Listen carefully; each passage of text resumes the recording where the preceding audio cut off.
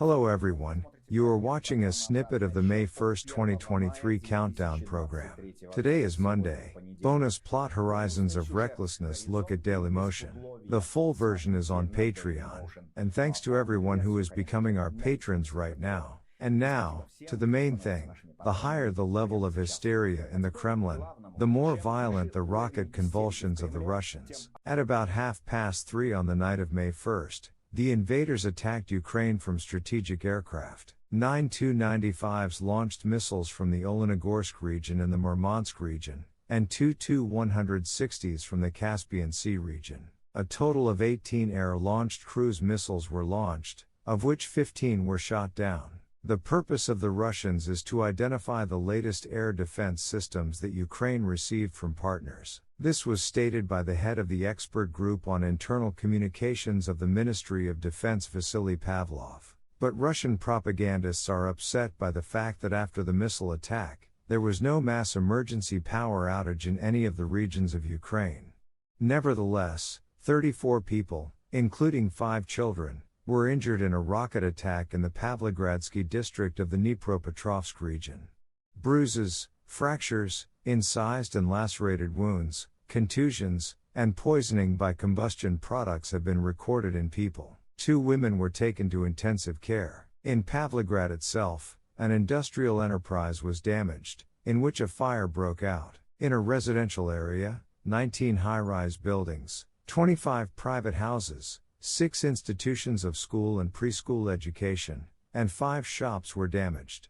But the most important thing that the Russians fail to achieve with any brutal attacks is to force the Ukrainians to panic. But in the Kremlin area, there are already signs of neurotic reactions. The main fear is what will happen on May 9th? Will there be a massive strike by drones? Will it be a swarm or not a swarm? Or 2 swarms? Or even 3? Will Ukraine hit the Kremlin, which will provoke a violent reaction from Putin, who will strike back at Kyiv as part of his nuclear doctrine?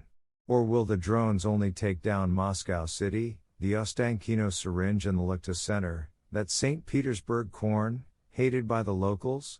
Actually, these 3 objects are the symbols of Putinism, and if you hit them, then no UNESCO will be outraged. In the paradigm of these throwings, anxiety is also growing about the imminent counteroffensive of the armed forces of Ukraine. CNN notes that the very course of preparation for this event speaks eloquently about the level of readiness. The Kiev front line is buzzing with the movement of equipment and artillery shelling. Regular explosions hit vital Russian installations in the occupied territories. Moscow, on the other hand, is in the stage of a fight in a bar before it closes. Even the trenched fields with anti-tank pyramids show that the Russians have a poor idea of the capabilities of modern armored vehicles and high-precision missiles, which easily nullify all these obstacles. Adding to the nervousness on the front line is turbulence in the offices of the Ministry of Defense, where Putin is shuffling generals' shoulder straps, removing high-ranking officials such as Colonel General Mizintsev, known for his Mariupol exploits of a butcher, from office. And then there's the ghoul Prigozhin giving a long interview, reporting on the depletion of ammunition stocks and the possible exit of Wagner's prisoners from Bakhmut, a strategically unimportant city, in attempts to master which thousands of organisms were fried.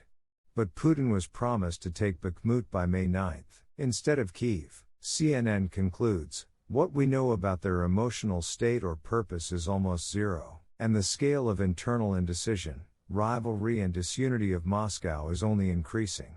By the way, the ravings of the propagandists who hysteria around the clock on Putin's TV are becoming more and more absurd than the poorly controlled state of growing panic demonstrates. To be honest, I don't understand why we are all so indignant that they are training Ukrainian soldiers there. To be honest, I don't understand why we don't train Scottish terrorists there or some Welsh volunteers. Moderator, this is not our method, Mikhail Borisovic. Speaker, it doesn't matter what we consider our method and what we don't. We are at war, and we should do it if we could. Here's the problem, can we do it? But all the time to say that, there they are 10,000 there, or, they prepared 15,000 there, so the problem is that we did not prepare. So I assure you, 15,000 Scottish volunteers will train somewhere in Siberia, they will stop preparing Ukrainians. Become our patrons now and look further in this program. As a result of undermining the railway track in the Bryansk region, a freight train with 60 wagons derailed. There was a fire, 6 to 7 wagons overturned.